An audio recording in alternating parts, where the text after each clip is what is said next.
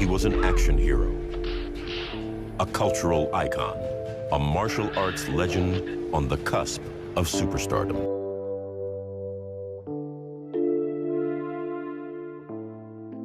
Bruce Lee was more than just a martial arts legend. He was a global icon, redefining action cinema and inspiring millions. At the height of his fame, his sudden death shocked the world. For decades, questions have surrounded the true cause of his passing. Now, new revelations are emerging, and they may not be what fans expected.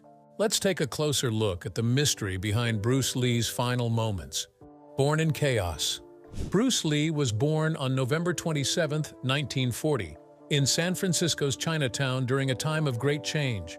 His parents, Lee Hoi Chuen and Grace Ho, were in the United States for a performance tour with a traveling Cantonese opera company.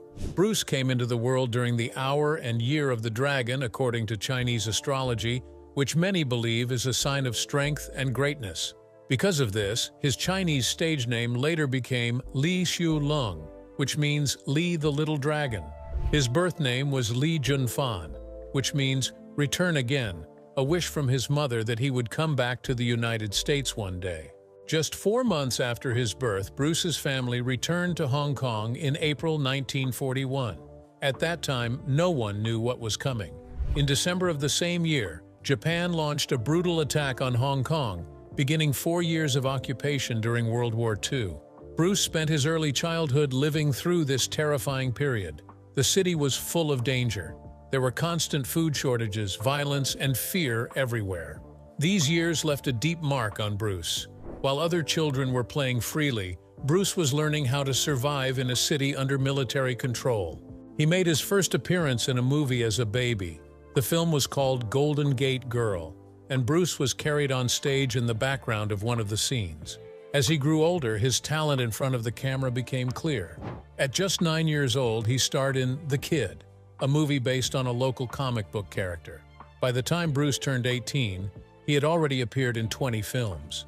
Most teenagers were still figuring out what they wanted to do in life. Bruce was already a working actor with years of experience. But fame did not protect Bruce from problems at home. In the early 1950s, his father fell into opium addiction. This created stress and instability in the family. At the same time, Bruce was having trouble in school. He first attended Tak Sun School near their home in Kowloon, but poor academic performance and behavior issues led to him being transferred to St. Francis Xavier's College in 1956. While he was bright and full of energy, Bruce had a hard time following rules, and his rebellious nature often got him into trouble. What happened next pushed Bruce into the world of martial arts and changed his life forever. The Rejected Disciple. By the time Bruce Lee turned 13, his life was already full of conflict and energy.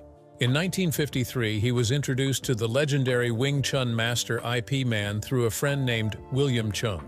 Bruce had been getting into more and more street fights, and Cheung believed martial arts training could help give Bruce structure and discipline. IP Man was well known in Hong Kong for his skill and wisdom, and many young people trained under him. But when Bruce first tried to join IP Man's school, he was turned away. The reason for the rejection had nothing to do with Bruce's ability or attitude. It had everything to do with his background. Bruce's mother, Grace Ho, was of mixed Chinese and European ancestry. In traditional Chinese martial arts circles, that made Bruce a foreigner. At that time, many masters believed that martial arts should only be taught to full-blooded Chinese students. Luckily, William Cheung spoke up for Bruce and convinced IP Man to let him train. Even then, Bruce faced resistance. Some of the other students didn't want to work with him because of his heritage. Eventually, Bruce trained privately with IP Man and a few others, including William Cheung and Wang Shunleung. Bruce took martial arts seriously from the start. For him, it wasn't just a hobby, it was an obsession.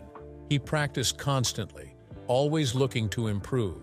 At the same time, he continued to get into street fights. In 1958, he was involved in a rooftop fight with a group of students from a rival martial arts school, Choi Li Fut. One of them hit Bruce first, and Bruce hit back hard, so hard that he knocked out one of the boy's teeth. The family of the injured boy went to the police. This incident nearly landed Bruce in serious legal trouble. His mother had to go to the police station and take full responsibility for his actions. She didn't tell Bruce's father about it, but she made an important decision. It was time for Bruce to leave Hong Kong before things got worse. But before he left, Bruce made a name for himself in other ways too. That same year, 1958, Bruce won the Hong Kong Inter-School Boxing Championship. He fought against the defending champion Gary Elms and knocked him out in the final round. It was a big moment that showed Bruce could hold his own in Western-style fighting as well. Around the same time, he also won the Crown Colony Cha-Cha Dancing Championship. Bruce was not just a fighter, he was physically gifted, quick, and able to master many different skills. His rhythm, timing, and control made him stand out in everything he did. After the rooftop fight, Bruce's parents feared that he would either end up in jail or be targeted by the wrong people. So at 18, they sent him back to the U.S., the country of his birth. He first stayed with his older sister, Agnes Lee, in San Francisco. But soon after, Bruce moved to Seattle to start a new chapter of his life. What Bruce found in America would lead him to build his own martial art and challenge the entire world, breaking every rule. When Bruce Lee arrived in the United States in 1959, he was just 18 years old. He had left behind the chaos of Hong Kong and was ready for a new beginning. At first, he stayed in San Francisco with his older sister, Agnes Lee. But not long after, he moved to Seattle, Washington, where he started to rebuild his life from the ground up. In Seattle, Bruce enrolled at Edison Technical School to finish high school.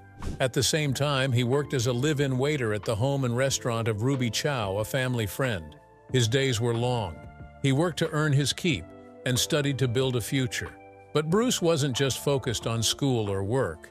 In his spare time, he began teaching martial arts. He called his method Junfan Gung Fu, which was his own take on the Wing Chun style he had learned in Hong Kong. It included ideas from traditional Chinese martial arts, but Bruce was already beginning to make changes and add new techniques that worked better in real-life situations. Bruce's first student was Jesse Glover, an African-American judo practitioner. Jesse was impressed by Bruce's speed, precision, and attitude. From there, the group of students began to grow. What made Bruce's classes different was how open they were. In a time when many martial arts schools were closed off to people of different races, Bruce welcomed everyone. His students included Black, white, Asian, and Latino individuals. It didn't matter where you were from. If you wanted to learn, Bruce would teach you. This was rare in the early 1960s and showed Bruce's belief that martial arts belonged to everyone, not just one group. In 1961, Bruce enrolled at the University of Washington. He officially studied drama, but he often said it was philosophy that truly shaped his thinking. He read about many ideas, Eastern and Western, and tried to apply them to his life and training. Even though he lived in poverty, Bruce didn't let that stop him. He rented a small room, washed dishes to make money, and kept working on his martial arts. Over time, he became friends with people from different backgrounds, including some from Seattle's wealthier families. His personality made him stand out. He was confident, intense, and passionate about everything he did. In 1964, Bruce took a big step forward. He was invited to perform at the Long Beach International Karate Championships in California. This was a major event in the martial arts world, and Bruce took full advantage of the spotlight. He amazed the crowd with his two-finger push-ups, supporting his entire body using just his thumb and index finger. Then he showed off his famous one-inch punch, a move that sent a man flying backward with barely any wind-up. But it wasn't just his skills that made an impact. What happened next would put Bruce in the middle of one of the most controversial fights in martial arts history. The fight that changed everything. By the early 1960s, Bruce Lee was becoming a well-known martial artist on the West Coast. He had already opened schools, built a diverse student base, and challenged many long-held ideas in traditional martial arts. One of his biggest and most controversial actions was his choice to teach students of all races. At the time, many in the Chinese martial arts community believed that Kung Fu should only be passed down to Chinese people. Bruce strongly disagreed. He believed martial arts were for everyone, no matter their race, background, or culture. This disagreement didn't just cause tension, it led to a fight that would follow Bruce for the rest of his life. According to Bruce's wife, Linda Lee, the Chinese martial arts elders in San Francisco were unhappy with Bruce's actions. They felt he was breaking tradition and exposing secrets to outsiders. When Bruce refused to stop teaching non-Chinese students, a challenge was issued. Wong Jack Man, a young martial artist from China who had recently arrived in the U.S., was chosen to fight Bruce and settle the matter. The fight happened in 1964 behind closed doors at Bruce's school in Oakland. There were no cameras and only a small number of people were allowed to watch. From that moment on, the truth about what really happened became a mystery, because everyone who was there told a different story. Linda Lee said the fight lasted only about 3 minutes. According to her, Bruce launched into the fight quickly and aggressively. She said that Wong was not prepared for Bruce's speed and style, and after trying to avoid the blows, Wong eventually gave up. In her view, Bruce won clearly and decisively. She also said that Bruce was very upset afterward, not because he lost, but because the fight took longer than he expected. He felt that even though he had won, the way he fought had not been efficient enough. But other witnesses remembered things very differently. One of them was William Chen, a respected martial artist who was present during the fight. Chen claimed the fight lasted 20 to 25 minutes and did not have a clear winner. He said Bruce was unable to land powerful hits, and Wong held back some of his strongest kicks out of respect. In Chen's opinion, the fight ended in a draw. Wong Jack Man also gave his version. He claimed Bruce started the fight by pretending to offer a handshake and then suddenly attacked him.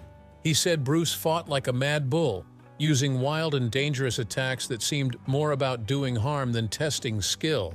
Wong said he chose not to fight with full power because he didn't want to hurt Bruce.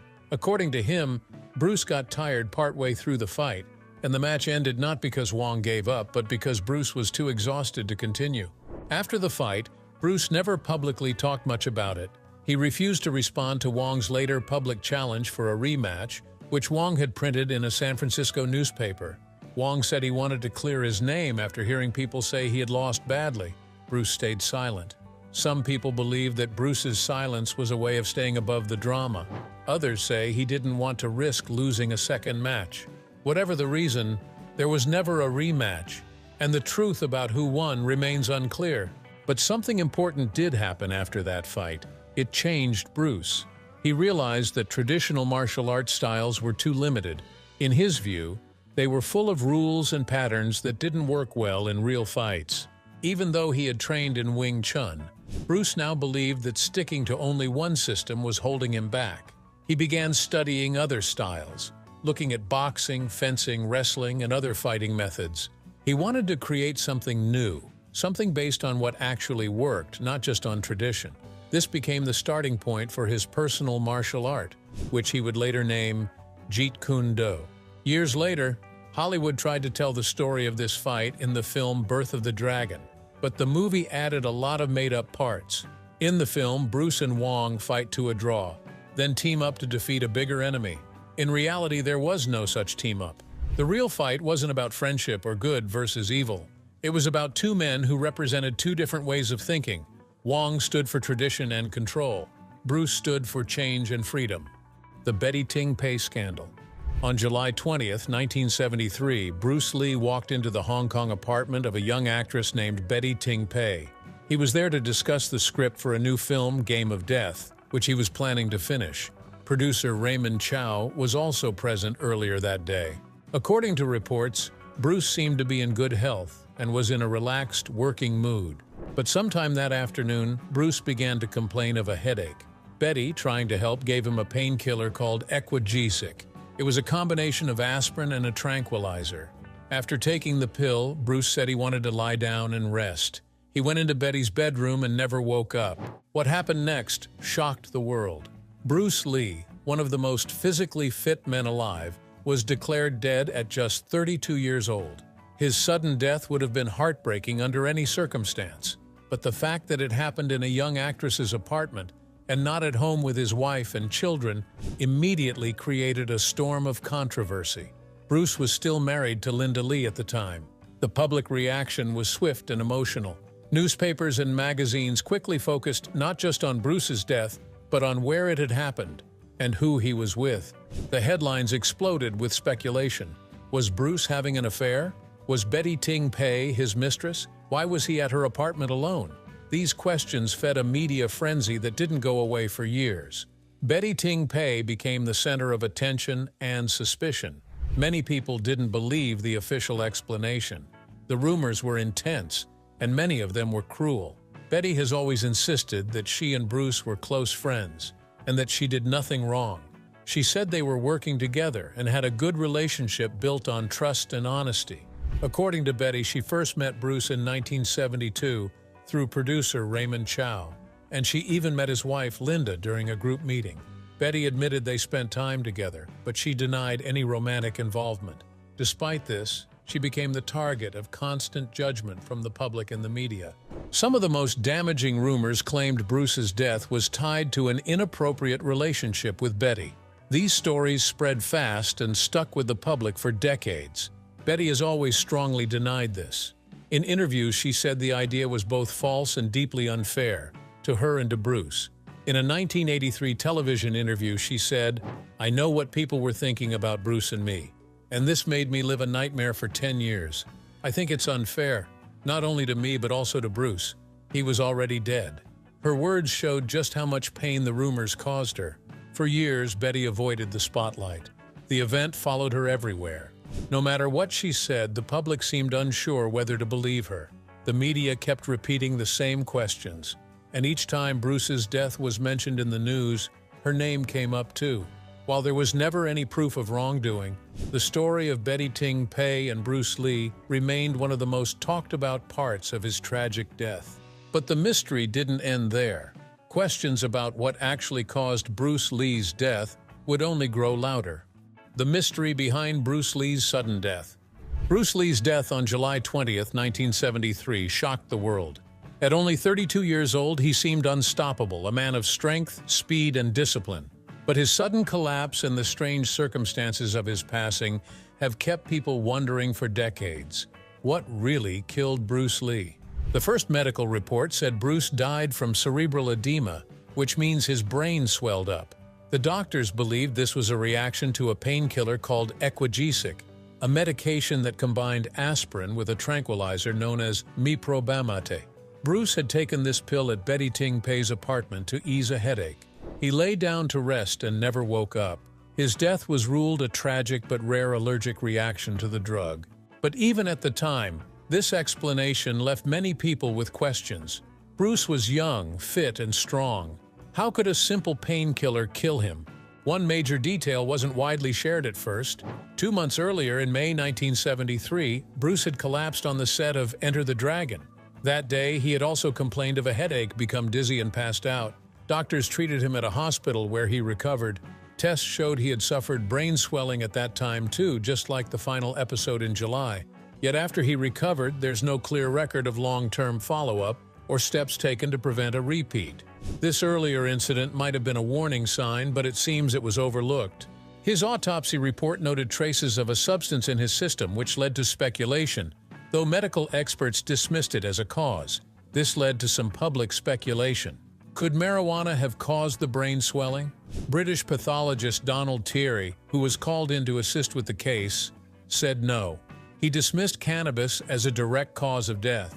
While it can affect the brain, there's no clear medical evidence that cannabis alone causes cerebral edema or sudden death in healthy adults. Still, the mention of drugs, along with the odd location of his death, fueled even more rumors. Another theory was introduced by Bruce Lee's biographer Matthew Polly in his 2018 book. Polly pointed out that Bruce had undergone surgery in 1972 to remove sweat glands from his underarms. He did this for cosmetic reasons to look dry on camera, but some experts believe this might have been dangerous. Without full sweating ability, Bruce's body may have struggled to cool itself, especially during hot, humid Hong Kong summers. Polly proposed that Bruce may have died from heat stroke. The symptoms, headache, dizziness, and brain swelling match up. Bruce had also been working hard, training, and rehearsing that day, and his apartment had no air conditioning. This theory gained support because it linked a physical issue, lack of cooling, to the brain swelling without relying on drugs as the main cause. In 2022, a team of Spanish kidney specialists published a new theory. They suggested Bruce Lee died from overhydration, drinking too much water. According to them, Bruce had a habit of drinking large amounts of fluid throughout the day, especially during intense workouts. If a person drinks too much water too quickly, their kidneys can't keep up, and this can cause hyponatremia, a dangerous drop in sodium levels. One result of this condition is cerebral edema, brain swelling. The theory was supported by reports that Bruce had been drinking water, juice, and possibly other liquids in large amounts that day. The irony of this theory shocked many people. Bruce Lee may have died from something as simple as drinking too much water, a family marked by tragedy. When Bruce Lee died suddenly on July 20, 1973, the shockwave hit not only his fans but also his young family. His wife, Linda Lee Cadwell, was just 28 years old. Suddenly, she was a widow and a single mother. She had to raise their two children, Brandon, who was 8 years old at the time, and Shannon, who was just 4, without her husband by her side. Along with dealing with deep personal grief, Linda also had to face overwhelming public attention. The media swarmed both Linda and Betty Ting Pei, the actress in whose apartment Bruce died. Rumors about Bruce's death and his possible relationship with Betty were in every newspaper and magazine. Linda, who had always supported Bruce's career and stood by him during tough times, now had to protect her children from the public eye and from the pain of losing their father in such a confusing and controversial way. Despite the hardship, Linda focused on keeping Bruce's legacy alive. She continued to speak about his life, his work, and his philosophy. But more tragedy would strike the family decades later. Bruce's son, Brandon Lee, followed in his father's footsteps. He trained in martial arts and took an interest in acting. After working in several smaller roles, Brandon gained attention in the early 1990s with the film Showdown in Little Tokyo. His talent and charm reminded many people of his father. By 1993, he had landed the lead role in the movie The Crow, a dark action film that many believed would make him a major star. But tragedy struck again. On March 31, 1993, while filming a scene for The Crow, Brandon was accidentally shot with a prop gun that had been improperly prepared. Due to a tragic accident with a prop gun on set, Brandon was fatally injured during filming and later passed away at the hospital. He was 28 years old, the same age his mother had been when Bruce died. It was another heartbreaking blow for a family already touched by deep loss. Brandon was buried next to his father in Seattle. His death felt like a cruel repeat of history and brought more sadness to a family already marked by loss. Bruce's daughter, Shannon Lee, took a different path but later stepped into the public role of protecting and sharing her father's legacy. She became the head of the Bruce Lee Foundation, an organization that promotes Bruce's ideas about self-growth, martial arts, and personal expression. Shannon also became a producer and helped bring one of Bruce's long-forgotten projects to life. In 2019, she co-produced the TV series Warrior, which was based on a concept Bruce had pitched decades earlier. The show became a success and helped introduce Bruce's vision to a new generation. The mystery finally solved. Bruce Lee's death has puzzled fans, doctors, and researchers for over 50 years. The official cause listed in 1973 was cerebral edema, which means swelling of the brain. But that was only the what, not the why. What caused this swelling? Why would a healthy young martial artist suddenly collapse and never wake up? Over time, different theories tried to answer these questions. And now, decades later, we may finally have the clearest explanation. But the truth isn't heroic or even comforting. The answer, it turns out, may not be just one single cause, but a combination of several factors. Each one, on its own, might not have been fatal, but together, they created a dangerous situation that Bruce's body couldn't recover from. Let's look at the pieces. First, Bruce had a history of collapsing. Just 2 months before his death, he passed out on the set of Enter the Dragon. That incident also involved headache, dizziness, and brain swelling. He recovered, but no serious follow-up was done. His body had already shown a warning sign. Next, Bruce had surgery in 1972 to remove the sweat glands from under his arms. The goal was to look better on camera, with no visible sweat. But this may have seriously affected his ability to cool down. In the hot, humid climate of Hong Kong, this would have placed extra stress on his body, especially during workouts or rehearsals. Finally, the most recent medical theory points to overhydration as the final trigger. In 2022, a team of Spanish doctors published a study arguing that Bruce Lee likely died from hyponatremia. a condition caused when you drink too much water and your kidneys can't balance the fluid. When this happens, your body's sodium levels drop and the brain can swell. The study noted that Bruce was known to drink lots of liquids, water, juice, even protein shakes throughout the day.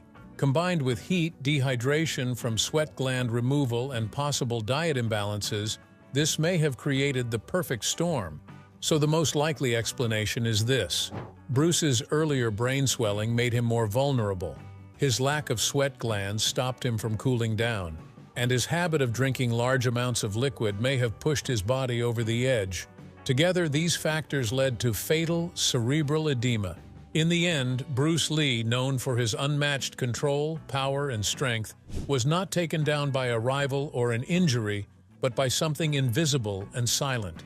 His body simply couldn't recover from the pressure it was under. The warrior didn't fall in battle. He overheated, he overdrunk, and he never woke up. If you found this video interesting, make sure to like, subscribe, and hit the bell so you don't miss the next one.